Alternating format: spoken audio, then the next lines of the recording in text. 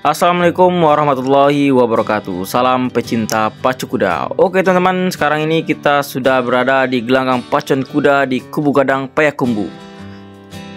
Pagi ini sekitar jam 6.30 saya sudah berada di gelanggang melihat persiapan pacu kuda Payakumbuh.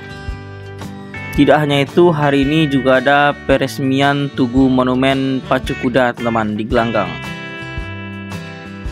Beginilah kondisi gelanggang pacuan kuda pagi hari ini teman-teman. Mudah-mudahan siang ini cerah.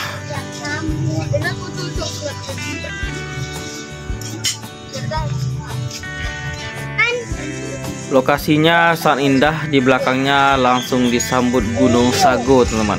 Dan pagi ini sangat cerah.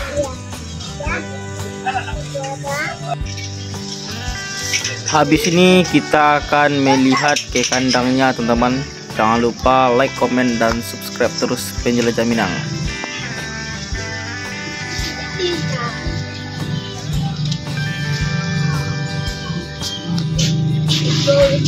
Tunggu apa lagi teman-teman? Ayo kita ramai-ramai ke gelanggang pacuan kuda Payakumbuh hari ini 13 Oktober 2024. Ada 16 race teman-teman.